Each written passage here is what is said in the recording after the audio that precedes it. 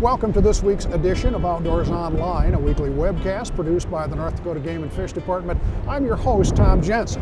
My guest this week is Russ Kinzler. Russ is a fisheries biologist stationed in Riverdale, works primarily with the salmon program at Lake Sakakawea. Russ, let's talk first of all about a little background on the salmon program, how we got it started here in North Dakota and why. Okay.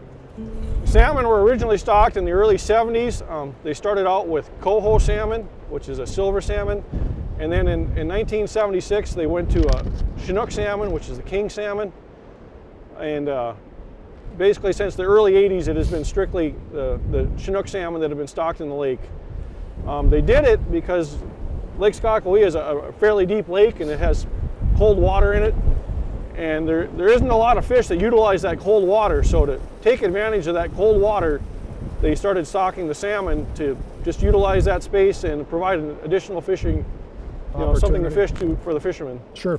Each year you and your crews go out and collect salmon eggs to rear in the hatchery. Tell me how you go about doing this and how you get the eggs. Okay, we use what's called an electrofishing boat. And what it is it's a boat with a generator on it, and it puts an electric current in the water. The current stuns the fish, and then they float up to the surface, and we're able to dip them up and put them in the boat in a live well. And then we take them to shore and put them in a transport truck and haul them to the hatchery where we spawn them. All right, then what happens after you spawn them? Okay, we spawn the fish in the hatchery, and then the hatchery personnel take the eggs, and then they incubate the eggs and hatch them there and raise them up to the size we want to be stocked the following spring in the lake. All right. The reason you do this is there's no natural reproduction in Lake Sakakawea. Right, yeah. Salmon don't have the flowing streams and stuff they would in their natural native range. So in order to maintain salmon in the lake, we have to spawn them and stock them, or they would just disappear in a matter of 4 or 5 years.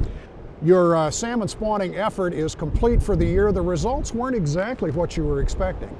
Yeah, we were hoping for a little better spawning run. We knew that the 2-year classes of females that were going to be coming back weren't real strong. So we did fall short of our egg collection goal, but we feel we have enough eggs to still stock a decent stocking in the lake. Sure. Do you have any idea why the egg take was so low? Well, like I said, the year classes that with the females were coming back weren't as strong, and that just has to do with, not the forage out there when we stocked them that they needed, or maybe they were eaten by predators. I mean, there's a lot of things that can go into, or that can happen to a small salmon when it's put in the lake, for them. Sure. It takes a little bit of luck for them to survive to get mature size. So basically this means that you're going to have fewer salmon to stock in Lake Sakakawea next year.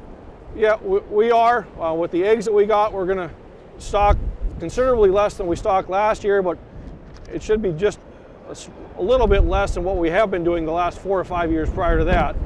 But the smaller stocking doesn't necessarily mean that we're not going to have a good year class come off that. Explain that. In 2009, we stocked 50,000 fish in the spring, and that was the bulk of the salmon catch that was happening in 2012, which, as you remember, was a pretty good year of fishing. Mm-hmm. So a smaller stocking can still produce a good year class. All right, there is some good news in all of this, though, and that the size of the salmon, the females, was bigger, substantially bigger. It was. The females were the largest I've seen, and probably the largest on history, for Lake Sakakawea. They averaged about 11 pounds this year. The males were also larger, considering that the bulk of the males were 1-year-old fish and they averaged about 5 pounds. That's a really big 1-year-old fish for Lake Sakakawea. So when you look at that, fishing for next year and the next 2 years looks to be really good with some nice sized fish out there. Do we attribute the size to the forage base? It is entirely attributed to the forage base, yeah. There's a strong year class of smelt that's out there right now, and with those fish being able to feed on that large year class of smelt, it's creating some really nice sized salmon. All right, Russ, thanks. Thank you. Even though firearms deer season is over, there are still plenty of hunting opportunities in the state right now. Waterfowl seasons remain open and there are still huntable numbers of birds in the state. There are also plenty of upland game opportunities, including some of the state's national wildlife refuges. Here are the 10 refuges that are open. They are Arrowwood, Audubon, Des Lacs, J. Clark Sawyer, Lake Alice, Lake Zoll, Long Lake, Lostwood, Tewakan, and Upper Souris. Remember that portions of these refuges could be closed to public hunting, so make sure you check for signs before you do enter the property. And also be aware that non-toxic shot is required whenever you hunt on a refuge. The refuges are managed by the U.S. Fish and Wildlife Service, so if you have questions, call the refuge office before you go. The upland bird seasons on the refuges open November 23rd and close on January 3rd. For Russ Kinzler and the rest of the staff here at North Dakota Game and Fish, thanks for joining us for Outdoors Online. We'll see you again next week.